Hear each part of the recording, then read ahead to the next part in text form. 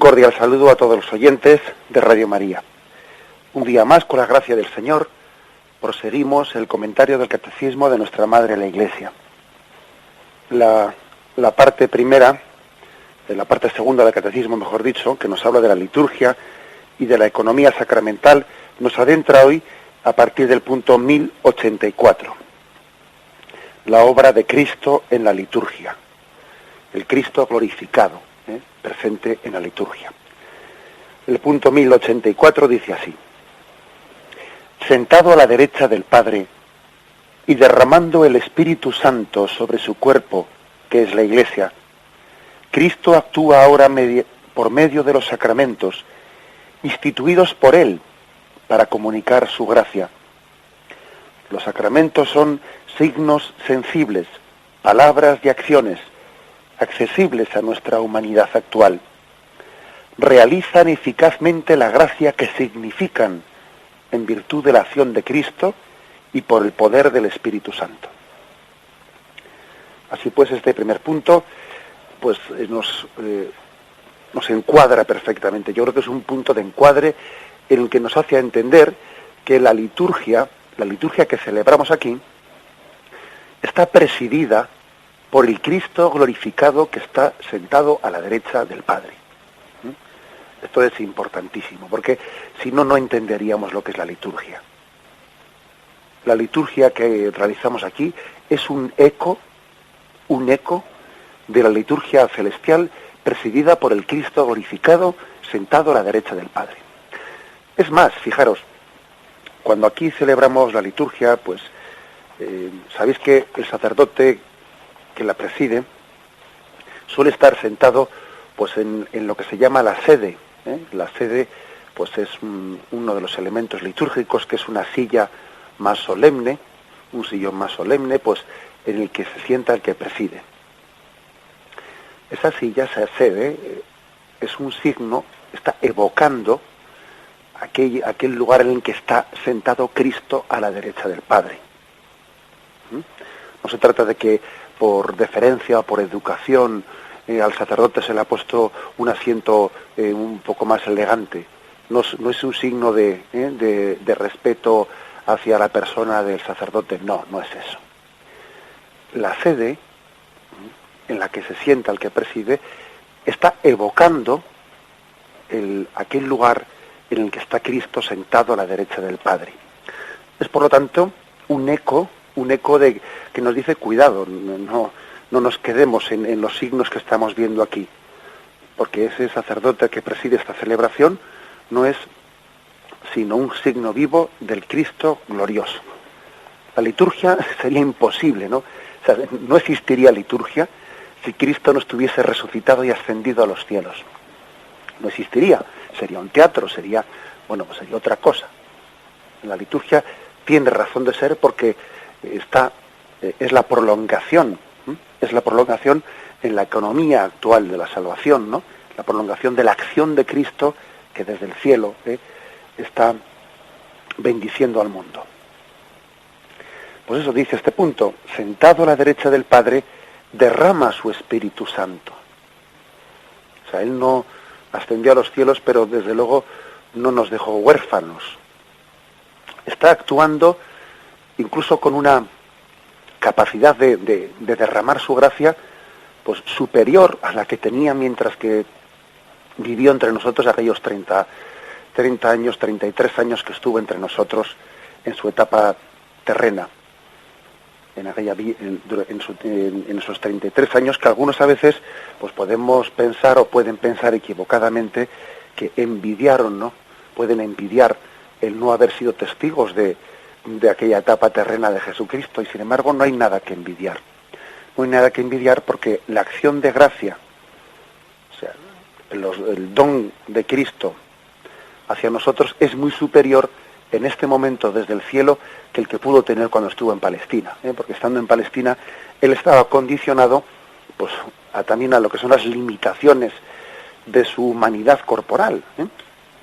O sea, él estaba limitado a ello, y mientras que vivía en Palestina, pues no vivía en España.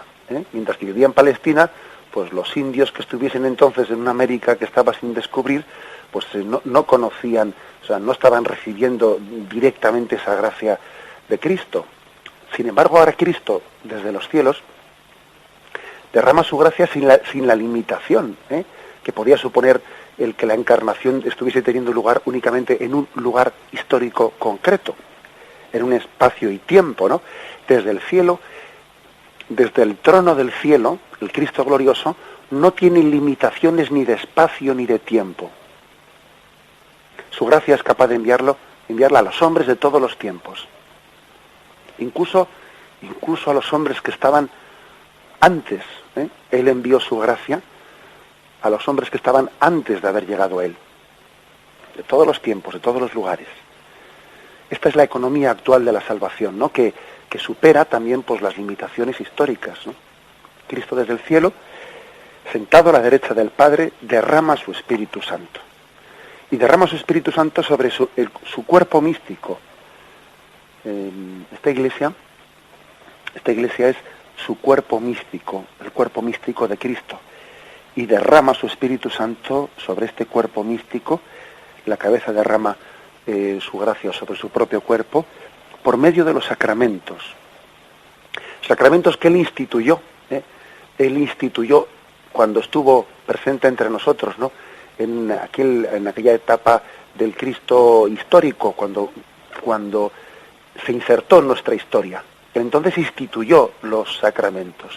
Y luego, ascendido a los cielos, pues los está de alguna manera utilizando. Es como si, perdonad por los ejemplos, ¿no? Que siempre son torpes, ¿no? Es como si Jesús en su etapa histórica Él hubiese venido aquí a poner las cañerías, ¿no? Y ahora desde el cielo lo que hace es enviar el agua por las cañerías. En su etapa histórica instituyó los sacramentos. Y en este momento, en esa economía de salvación, el Cristo glorioso desde el cielo, a través de aquellas cañerías, está enviando su gracia de salvación. Esta es la economía de la gracia. Como podéis entender, ¿qué decir ante este misterio, no? Pues de esas frases que tanto se repiten en nuestra cultura. Yo creo en Cristo, pero no creo en la Iglesia, pero no creo en los sacramentos, pero creo en este sacramento, pero en el otro no. Yo me confieso con Dios, yo no sé qué. Bueno, pues claro, evidentemente, pues todo ese tipo de expresiones, pues son ignorantes, ¿no? Ignorantes de la economía de salvación, del plan de salvación que Cristo quiso llevar adelante, ¿no? Son inconscientes de que Cristo en este momento está realizando, ¿no?, el plan de salvación que Él instituyó entre nosotros. Él lleva adelante el mismo plan de salvación que comenzó y que instituyó también hace 2000 años. Él vino aquí a poner el germen, ¿no?, de esa iglesia, a fundarla, a instituir los sacramentos, y ahora lo ejerce desde el cielo. Lo está de alguna manera capitaneando, está llevando a cabo, está no únicamente pues como quien vino y dijo unas cosas y luego desapareció, sino que las está ejerciendo con pleno poder, sin las limitaciones históricas, en este momento desde el cielo. Bien, esta es la forma, el encuadramiento que nos ofrece el primer punto del catecismo, el punto 1084. Recuerdo también, refresco la memoria de otro ejemplo que hemos puesto en este programa en alguna ocasión, pues que también en el fondo es decir lo mismo con otra imagen. Esto que estamos explicando, que Cristo glorioso está sentado a la derecha del Padre y desde allí envía su gracia, bueno, es lo mismo que también hemos expresado con esa imagen que así catequética, que creo que es buena, dirigida a los niños, esa imagen del árbol. Lo recuerdo brevemente para quienes no lo hayan oído. La imagen catequética de que la relación entre Cristo, la Iglesia y los sacramentos se puede representar como un árbol, cuyas raíces son imagen de Jesucristo. Las raíces están bajo la tierra, no son visibles. Así también Cristo, ahora que está glorioso en los cielos, desde que ascendió a los cielos, su humanidad pues no es visible para nosotros. Las raíces son Jesucristo. Sobre las raíces está el tronco que es la Iglesia, La Iglesia visible, fundada sobre Cristo, nace de Cristo la Iglesia. Y por dentro de las venas de ese tronco, por los vasos capilares, ¿no?, de ese tronco, corre la savia enviada desde las raíces, que son Jesucristo, es decir, la gracia de Jesucristo, la gracia del Espíritu Santo, corre por las venas de esta Iglesia. Y los frutos de ese árbol, los frutos son imagen de los sacramentos, ¿no? Los sacramentos son signos sensibles, visibles, en los que el hombre recibe a través de la Iglesia la gracia del Espíritu Santo que nos dio Jesucristo, ¿eh? Otra imagen para hablar del mismo misterio, el misterio de pues la perfecta unión entre el Cristo glorioso a través de esta Iglesia, ¿no?, esta Iglesia histórica, que no solo es humana, que también es divina, que comunica la gracia del Espíritu Santo y que nos es finalmente recibida en los sacramentos que Cristo instituyó. Bien, este es el encuadramiento de este punto 1084. Ahora vamos a explicar. Este punto 1084 del Catecismo termina diciendo que los sacramentos son signos sensibles, palabras y acciones accesibles a nuestra humanidad actual, realizan eficazmente la gracia que significan en virtud de la acción de Cristo y por el poder del Espíritu Santo. Los sacramentos, pues, son signos sensibles. O sea, es decir, nosotros no somos ángeles.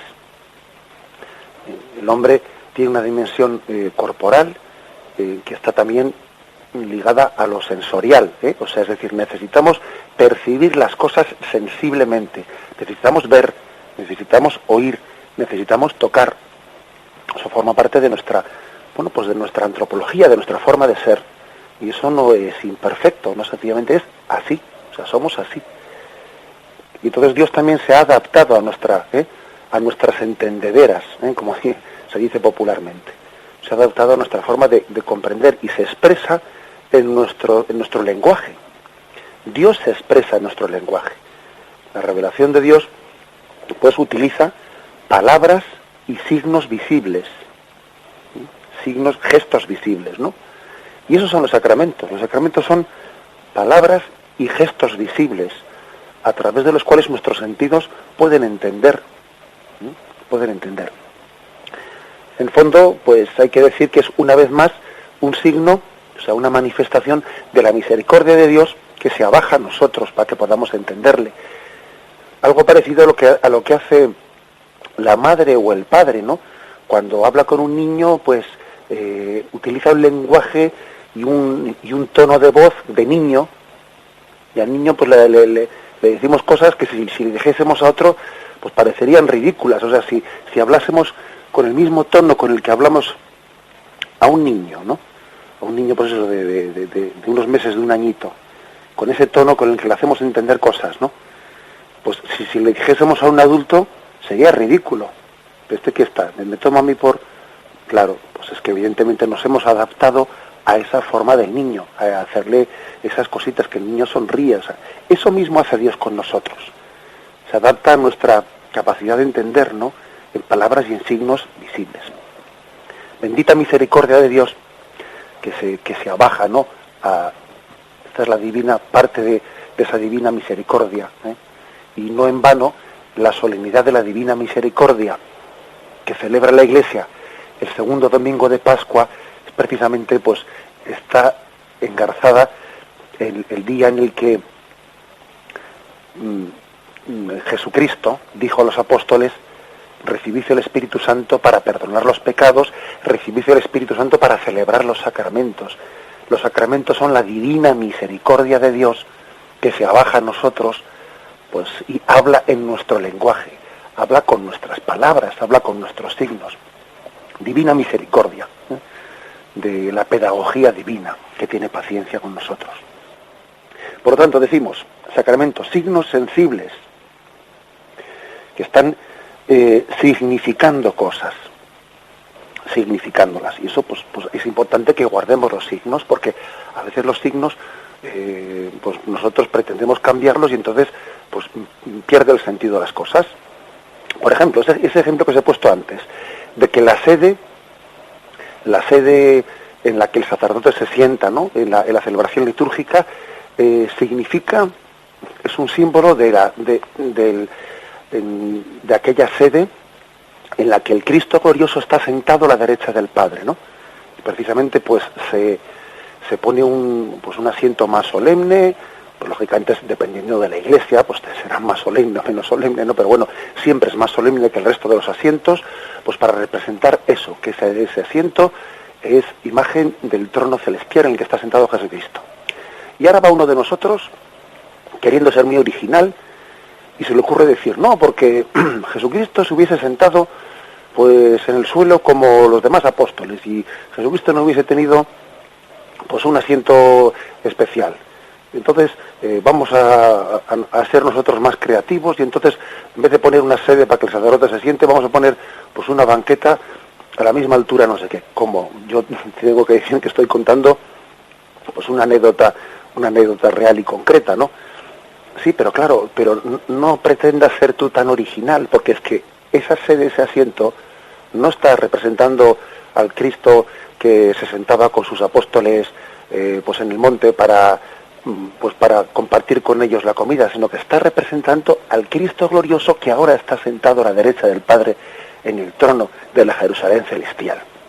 O sea, no pierdas tú el signo, no pretendas tú ser original ahora y cambiar el signo litúrgico, porque es que ese signo representa lo que representa, el trono del Cristo glorioso.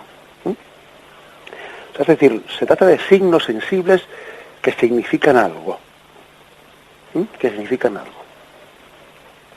Bien, ahora bien, no solo significan, en los sacramentos significan y realizan, que esto es lo que dice este punto. Significan y realizan. Entonces esa es la diferencia importante para nosotros, ¿no? Nosotros, fuera de los sacramentos, los signos suelen significar, pero no realizan las cosas. Pongo un ejemplo. Por ejemplo, los ejemplos aclaran, aunque a veces también pues son limitados, ¿no? Pues estamos en una persona viuda, ¿no? Está en el aniversario, pues llega el aniversario de su matrimonio. Y bueno, pues lógicamente echará en falta la presencia de su ser querido, y ese día, pues, ante el cuadro de la foto de su boda, por ejemplo, pues enciende una pequeña vela en el día del aniversario de su boda, una pequeña vela encendida ante el cuadro de su matrimonio, ¿no? Pues un bonito signo que significa pues que aquella comunión de amor, no ha terminado, sino que, aunque sea con la distancia del tiempo, etcétera, pues sigue agradeciendo a Dios que le pusiese en el camino a aquella persona. Es un signo que significa, pero ojo, significa pero no realiza. Es un signo que se limita a evocar, a realizar. Pero aquella vela que yo he puesto ahí no me vuelve a hacer aquí presente a mi ser querido que falleció. Significa, evoca, pero no realiza. O sea, es decir, no lo hace presente realmente. Bien, sin embargo, los sacramentos no solo significan, evocan, sino que traen en verdadera y realmente eso que están significando. La diferencia entre nuestros signos y los signos sacramentales es que los nuestros expresan un deseo, pero no son una realización. Esa vela expresa un deseo, pero no lo realiza. Sin embargo, en Cristo, el signo, por el poder divino precisamente, es el deseo, se identifica con la realidad. Lo que se evoca se realiza realmente. Fijaros pues que se dice, son signos que realizan eficazmente la gracia que significan. Lo significan y lo realizan. En virtud, de la acción de Cristo y por el poder del Espíritu Santo. Solamente se entiende pues esta capacidad de poder realizar lo que se significa pues por el poder del Espíritu Santo. En resumen, ¿no? Y concretando, Pues nosotros cuando, por ejemplo, en la Eucaristía, que parece que es el sacramento madre, no el sacramento de los sacramentos, no, esa es el memorial de Cristo, pero no únicamente entendiendo la palabra memorial como hacer un recuerdo de algo pasado, sino trayendo aquí, haciendo presente, presente en este momento con toda su potencia, ¿no? Esa realidad de la presencia de Cristo. El sacramento de la Eucaristía, esto lo deja bien claro. Estamos ante el Monte Calvario, cuando celebramos la Santa Misa. Estamos asistiendo en este momento, como sobrepasando el tiempo, asistiendo a aquel acontecimiento de salvación. Cuando uno asiste a la Santa Misa, tiene la gracia de estar allí presente. Ir a la Santa Misa es como si dijésemos, me voy a misa de 8, me voy al Calvario a estar presente en aquel momento salvífico que no solo se evoca, sino que se hace presente. Ahora vamos a explicar en el siguiente punto cómo ocurre eso, ¿no? Cómo ocurre ese misterio que nos supera, pero no solo es recordarlo, es que es hacerlo presente. Bien, vamos a reflexionar en esto y continuamos con el punto 1085.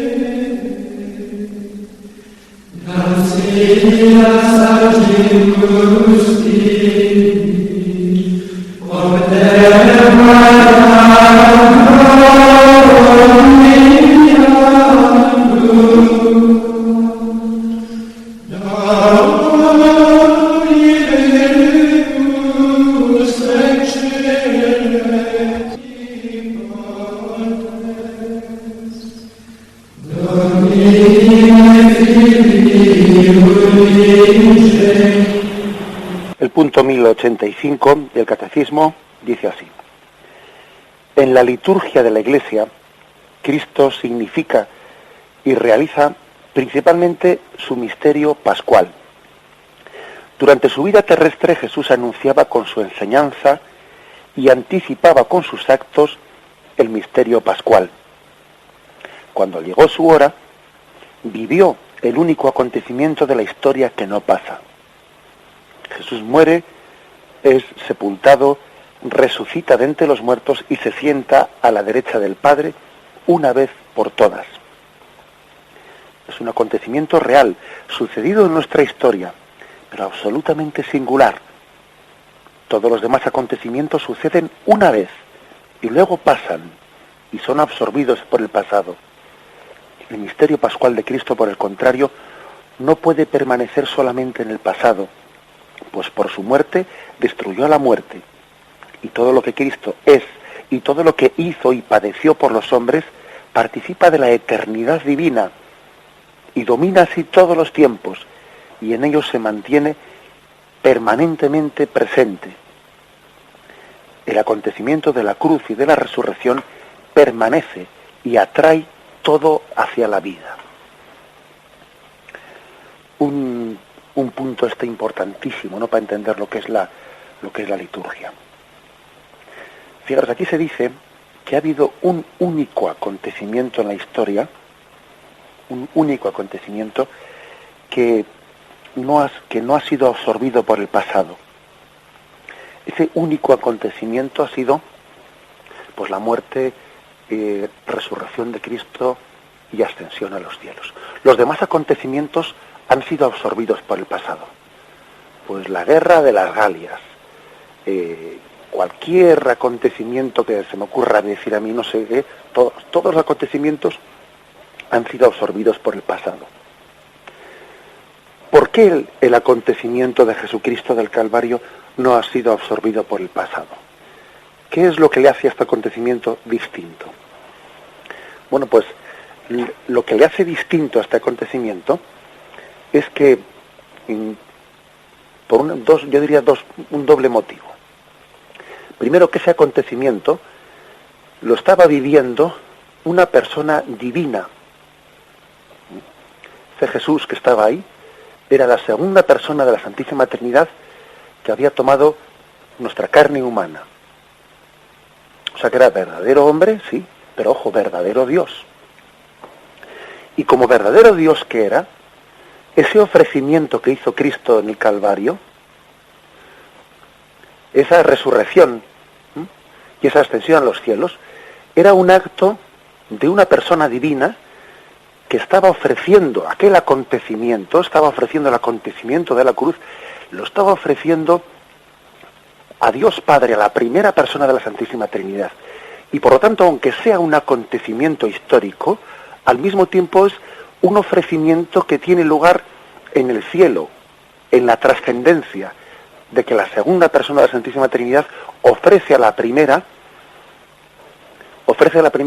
el sacrificio de esa humanidad que la ha asumido como suya propia, por el perdón de nuestros pecados.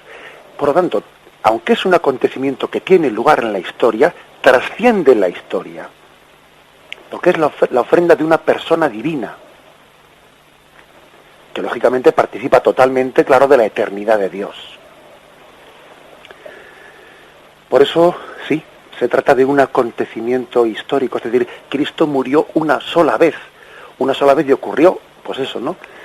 El día 14 del mes Nisan, según los evangelios nos permiten entender cuál era la fecha de la Pascua.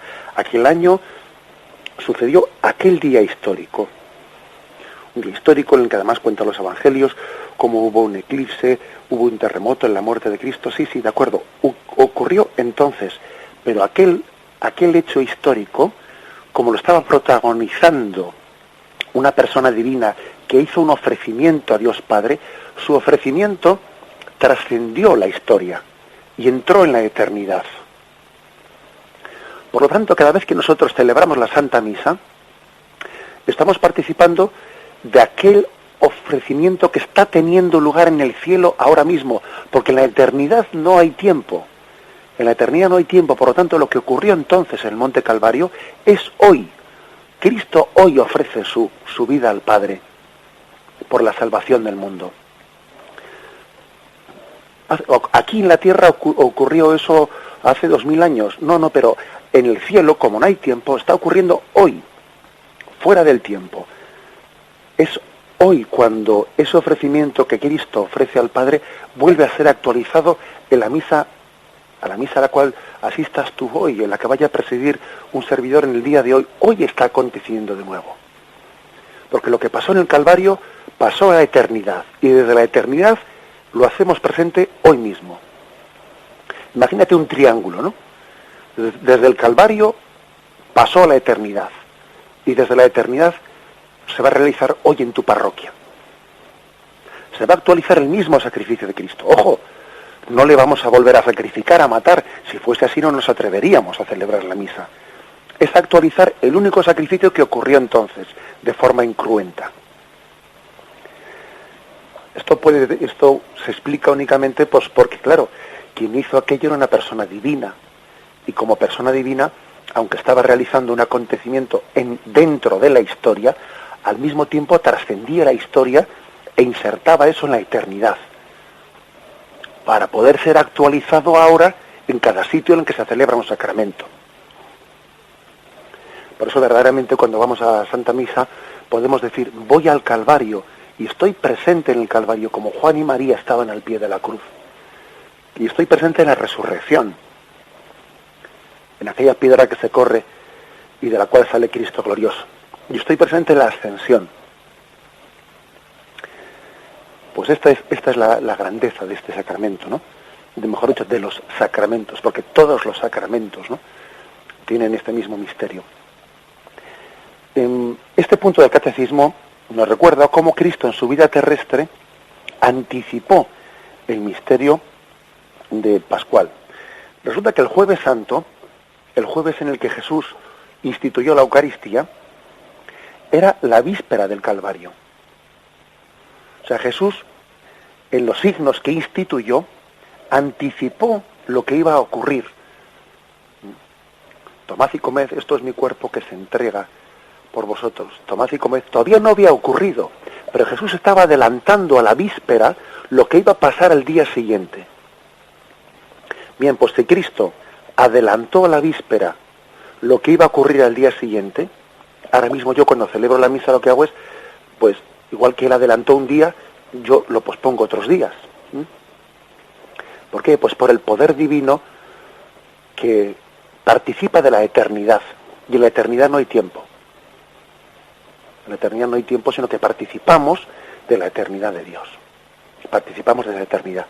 Y podemos decir verdaderamente, yo hoy estoy presente en el Calvario. Añadamos a esto otro detalle importante, que es el detalle de que hubo una hora histórica en la que Jesucristo vivió el momento de pasar de este mundo al Padre, el momento clave, la hora de su entrega. Vamos a descifrar estos textos evangélicos que nos ofrece este punto 1085. Pero hacemos primeramente una pausa para luego irlos uno por uno descifrando.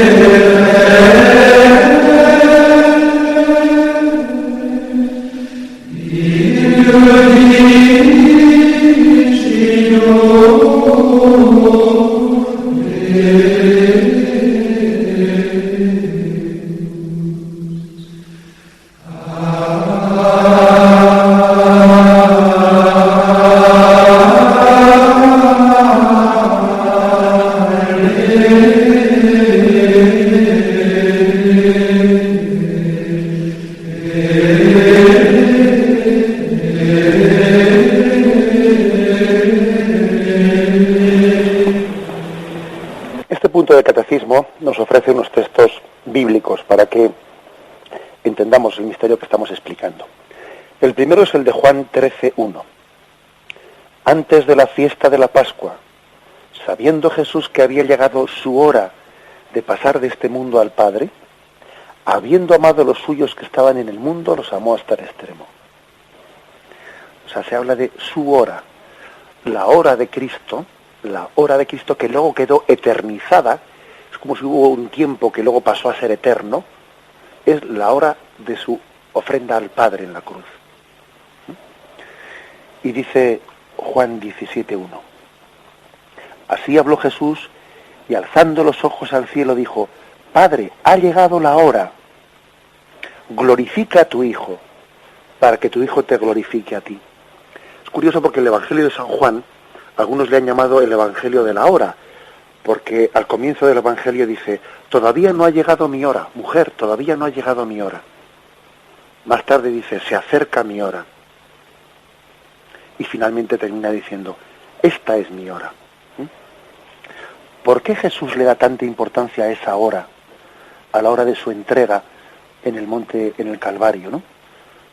Porque también él vivió muchas horas durante 33 años, y todas las horas de Jesús fueron redentoras, Jesús nos redimió pues en todos los momentos de su vida, no únicamente en la cruz. También Jesús nos redimió en la vida oculta de Nazaret. En la vida oculta de Nazaret, cuando Cristo era obediente a José y a María, nos estaba redimiendo. Jesús nos redimía de cualquier manera en su vida. Pero es verdad que hay una hora especial, porque es que esa hora, la hora del Calvario, iba a ser una hora que se convirtiese en la eternidad, porque iba a introducirse en la eternidad, y desde ella, desde el trono glorioso, sentado a la derecha del Padre, iba a prolongar para siempre lo que él había hecho allí, sacramentalmente presente. Y eso únicamente tiene lugar en aquella hora, no las demás horas. El misterio pascual se eterniza por los sacramentos. esto únicamente ha ocurrido con ese acontecimiento, ¿no? Como dice este punto del catecismo. Ha habido un único momento de la historia que no pasa. Dice, vivió el único acontecimiento de la historia que no pasa. Este es como un momento en el que el tiempo ha entrado en la eternidad. Y aquel momento, aquella hora en la que Cristo dijo, Padre, a tus manos encomiendo mi espíritu, y entregó su espíritu, y el Padre lo aceptó, y le resucitó, etcétera, esa hora, pues se hace eterna. En el cielo se hace eterna. Por eso su entrega es una vez para siempre, y aquí el catecismo nos ofrece 3 textos más, ¿no?, para corroborar esto. Romanos 6:10. Su muerte fue un morir al pecado, de una vez para siempre, mas su vida es un vivir para Dios. Fijaros cómo insiste en el de una vez para siempre, porque aquel momento fue el momento eterno. Hebreos 7:27. Que no tiene necesidad de ofrecer sacrificios cada día, primero por sus pecados propios, como aquellos sumos sacerdotes, luego por los del pueblo, y esto lo realizó de una vez para siempre, ofreciéndose a sí mismo. Es decir, en el Antiguo Testamento los sumos sacerdotes ofrecían sacrificios y tenían que repetirlos continuamente, tenían que repetir el sacrificio de carneros, tenían que repetir sus rituales de purificación, y una vez de haberlo hecho, vuelta de nuevo a ofrecer. Pero ¿qué pasa? ¿Que no habíamos quedado purificados ya en el anterior? No, porque eran signos, pero no realizaban lo que significaban. Pero es que el sacrificio de Cristo no se repite. Cristo no muere 2 veces, es que una sola vez fue suficiente, porque su entrega entró en el cielo y fue aceptada por el Padre. Por eso el libro de los Hebreos, la carta a los Hebreos, compara el sacrificio de Cristo con los sacrificios del Antiguo Testamento, en los cuales se hacía y se repetía de nuevo una ofrenda, pues porque el hecho de que hubiese tanta necesidad de repetición, pues deja a las claras que aquello era un signo, pero que no realizaba lo que significaba, porque si lo hubiese realizado no hacía falta repetirlo tanto. El sacrificio de Cristo se realiza una sola vez, porque realizada una sola vez es eficaz y entra en la eternidad para todos los tiempos. Y los de después lo van a tener presente. Los de antes se salvaron en virtud de lo que estaba por llegar, porque desde la eternidad vale para siempre. Entonces lo que se significa, ¿no?, en este texto. A veces nosotros, claro, como estamos limitados al tiempo, dicen, ay, qué pena que has llegado tarde, qué pena, a ver si se pueden repetir esto y puedes verlo tú, ¿no? Tenemos esa sensación de decir, cachis, qué pena, que he llegado tarde. Con Cristo no pasa eso. Con Cristo no es justo, ¿no?, que tengamos esa sensación de decir, ay, he llegado tarde y ya no he visto lo que me tenían que explicar. No, porque Cristo está absolutamente presente a tu tiempo. Y fijaros que Cristo dijo aquello de, porque me has visto, has creído, Tomás. Dichosos los que crean sin haber visto, los que vengan después tuyo, no van a tener menos suerte que tú, no. Tienen tanta suerte como tú, porque están absolutamente presentes a este momento de la resurrección. Su hecho salvífico trasciende la historia. Y el último texto que se nos ofrece de catecismo, Hebreos 9:12. Y penetró en el santuario una vez para siempre, no con sangre de machos cabríos ni de novillos, sino con su propia sangre, consiguiendo una redención eterna. Otra vez lo mismo, ¿no? Se nos dice, y Cristo penetró en el santuario una vez para siempre. O sea, el hecho del Calvario se ha eternizado, se ha hecho eterno. Y se actualiza ahora. Desde allí vuelve como a insertarse en el tiempo sacramentalmente. Sacramentalmente. Del hecho histórico se eternizó en la ofrenda del cielo, y desde allí vuelve a nosotros sacramentalmente cada vez que celebramos en los sacramentos la renovación, la actualización del sacrificio pascual. Por eso la Santa Misa es la actualización del sacrificio de Cristo. Estamos haciendo presente, actualizando ese sacrificio, renovando en el sentido incruento el sacrificio de Cristo. Bien, esta es la explicación de estos dos puntos, el 1084 y 1085. Y como veis, puntos importantes para entender y vivir el misterio de la liturgia. Vamos a despedirnos con la bendición de Dios Todopoderoso. Padre, Hijo y Espíritu Santo, descienda sobre vosotros. Alabado sea Jesucristo.